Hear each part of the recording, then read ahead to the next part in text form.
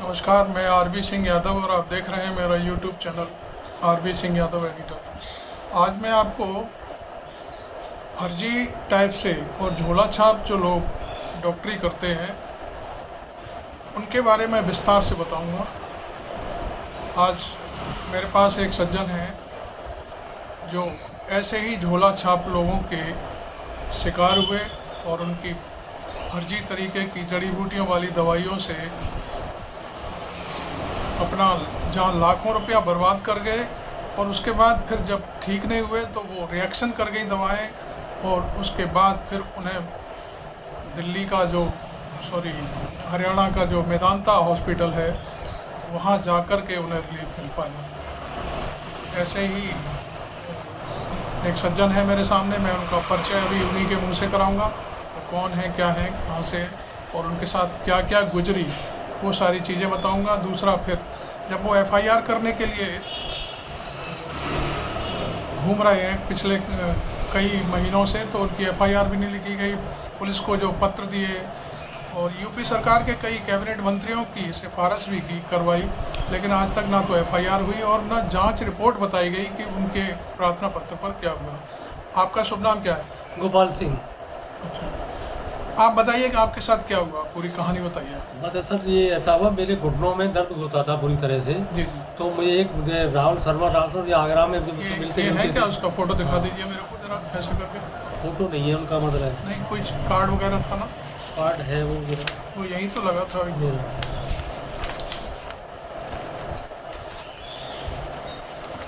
इसको जरा पर्दे पे लाइए, नज़दीक लाइए, थोड़ा सा ऊपर करिए,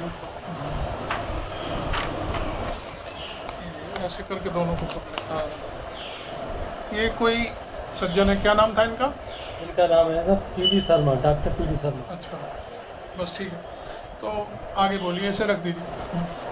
तो ये सब मतलब राहुल शर्मा आप कहाँ से अपनी पूरी कहानी बताइए, कहाँ से शुरुआत हुई? यहीं से शुरू हुआ। उसी मेरे घुटनों में दर्द होता था। ठीक है। वो घुटनों के इलाज के लिए मैं ऑपरेशन न कराना पड़े, पैसे ही सही हो जाए। जी जी। तो जबरदस्त बढ़िया रहेगा, मतलब पॉजिटिविटी बनी रहेगी। जी। तो एक राहुल शर्मा आगरा के थे, वो मेरे पास आते जाते रहते कोर्ट में।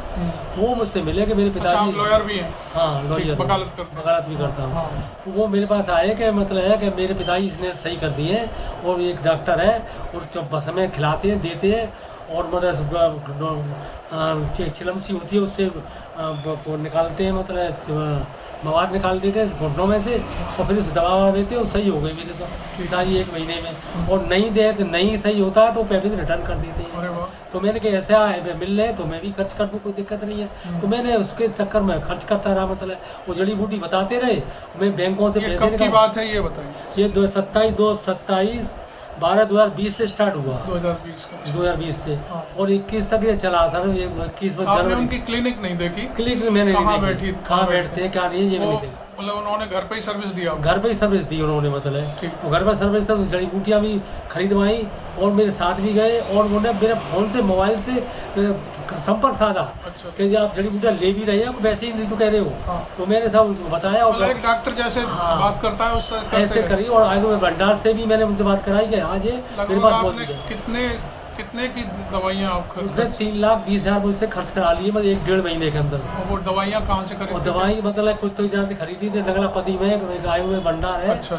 वहाँ से माँ दुर्गा देवी नाम से भंडार है कोई, मतलब अच्छा, वहाँ से खरीदवाई वो खरीदी मैंने। और बैंकों से मैंने पैसे निकाले। तो एकदम पैसा बोलते थे, बस में महंगी बस थी। तो कुछ 35,000 कुछ 40,000 पर ग्राम कीमत की बस में थी। तो इस तरह से मुझे जब ये खरीदी वो खरीदी तो वो मतलब ऐसे होता है स्वर्ण भस्म और इस तरह की तो महंगी बस में थी।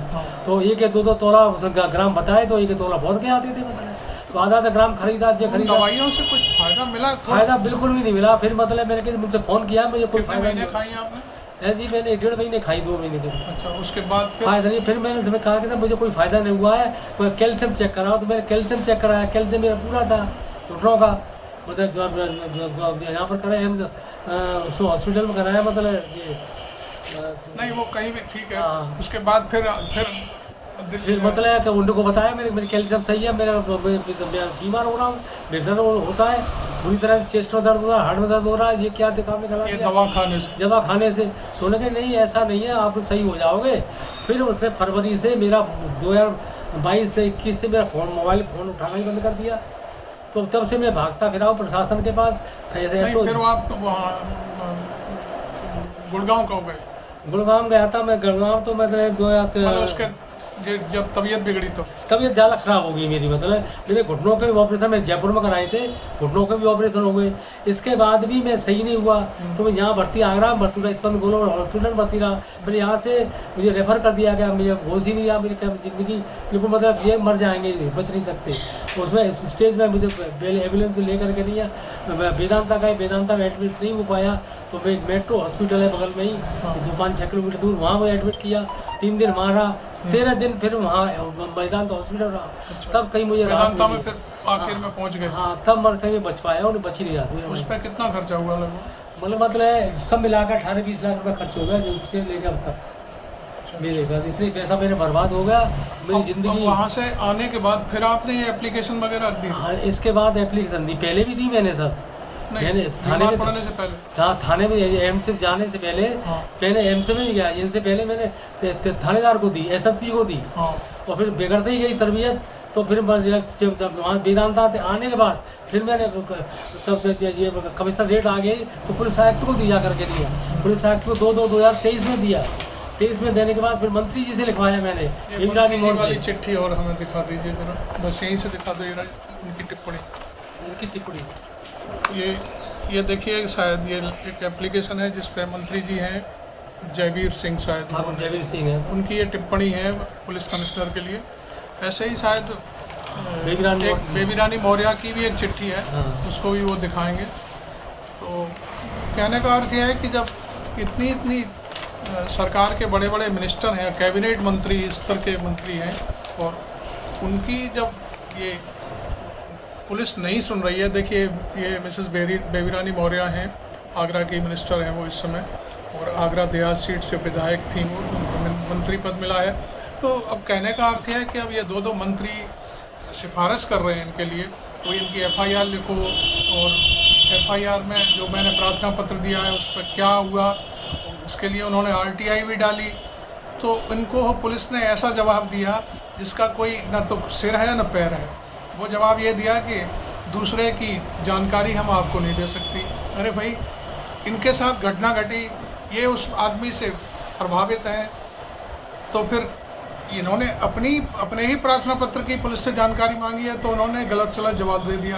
अब इनका कहना है कि मैं शायद राज्य सूचना आयोग जाऊंगा, और मैं समझता हूँ कि पुलिस को वहाँ भी फिर जवाब तो देना ही होगा किसी न किसी में।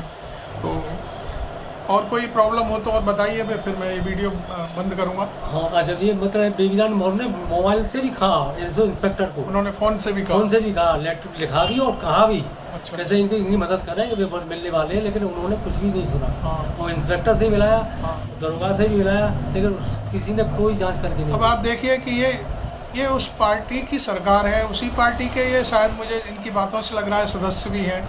और जब ऐसे लोगों की पुलिस नहीं सुन रही है तो फिर आम आदमी की क्या औकात है? कुछ नहीं है, मैं समझता हूँ। आप देख रहे थे मेरा YouTube channel RV Singh Yadav editor.